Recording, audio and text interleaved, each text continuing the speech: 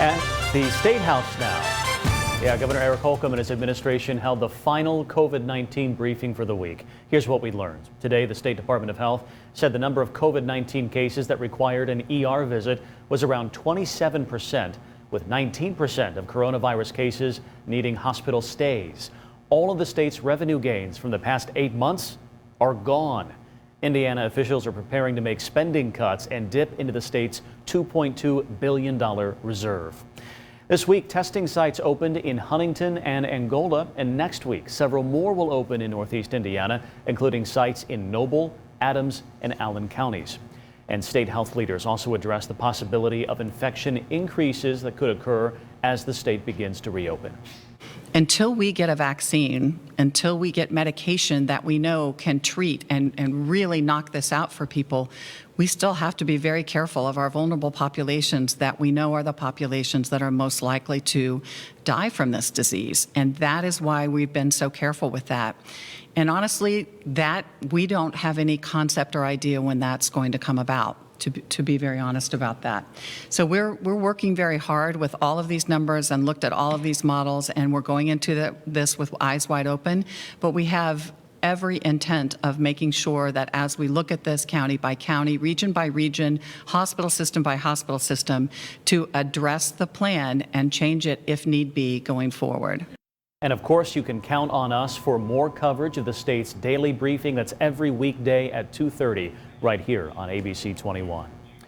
In California, Governor Gavin Newsom, who issued the first statewide stay-at-home order, is beginning to relax the restrictions, though some areas of the Golden State claim that's not a good idea right now. Camila Bernal has more.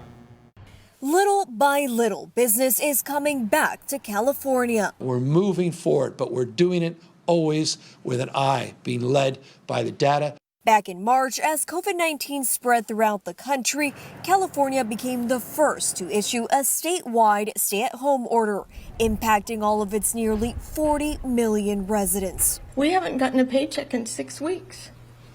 We haven't got unemployment.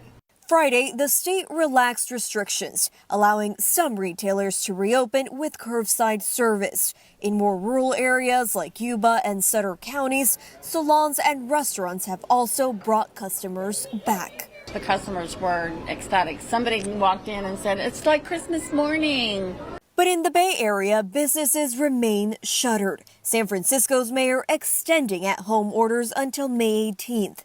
The tension in the Golden State between health concerns and the economy is reflected across the country. According to a National Pew Research Center poll, more than 2/3 of Americans are concerned about their states being reopened too quickly.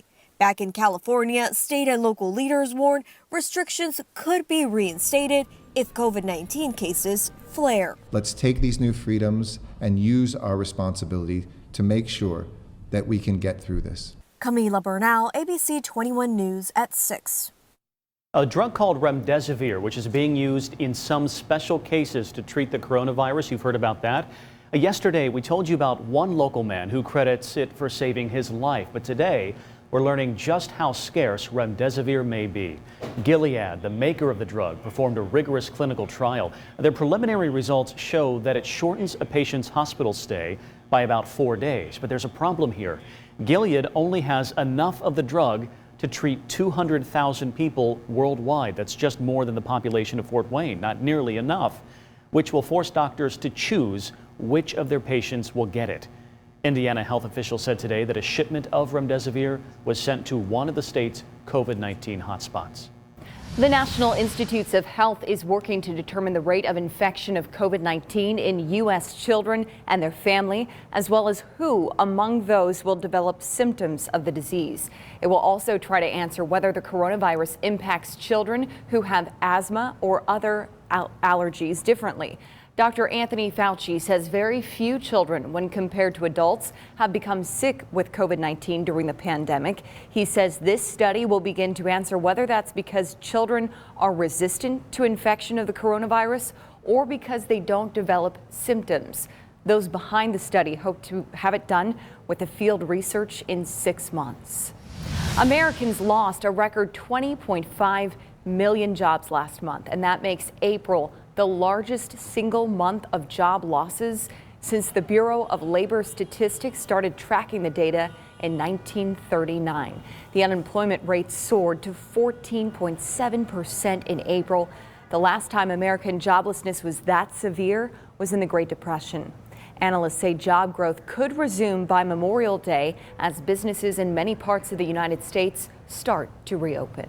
A freak accident caused serious injuries for a Huntington County volunteer firefighter who came to work a house fire yesterday. The firefighter suffered a head injury unrelated to the fire itself. Jeff Newmeyer is live with more about this and the fire that destroyed a pretty large home. Jeff? Yeah, Brian, this is a photo of the scene of that house fire that erupted about 1:30 Thursday afternoon in southwest Huntington County. The flames racing through that home. Firefighters could not save the residents. We're told Mark Householder with the Mount Etna Volunteer Department that he was the victim of that unusual accident mentioned earlier. Apparently, he was standing along a driveway leading up to the scene when a fire hose on a moving fire truck got loose, unfurled somewhat, got caught in some nearby tree branches, then snapped back at that point with the metal end of the hose striking Householder in the head. We're told he was knocked unconscious for a time. Dan Boggs and Brenda Williams were dealing with a lot, watching their home go up in flames and keeping tabs on the injury to Householder. I can't even imagine getting hit with that hose. You know, I heard he broke his nose and, you know, cracked his skull. And his cousin actually was here and trying to keep us updated what was going on. So, I mean, we all had a little prayer out here in the yard that he'd be okay. The winds were coming out of the west pretty high yesterday, so it just really fanned that fire, and there wasn't a whole lot the firemen could do. I mean, they did their best, and we appreciate each and every one of them. Now, Householder was taken to Parkview Regional Medical Center in Fort Wayne. We can't confirm the exact nature of his injuries. I'm told he was conscious later the day Thursday and was able to communicate with his parents through video chat. He was expected to be released from the hospital sometime today. Homeowner Dan Boggs is a big game hunter during the fire.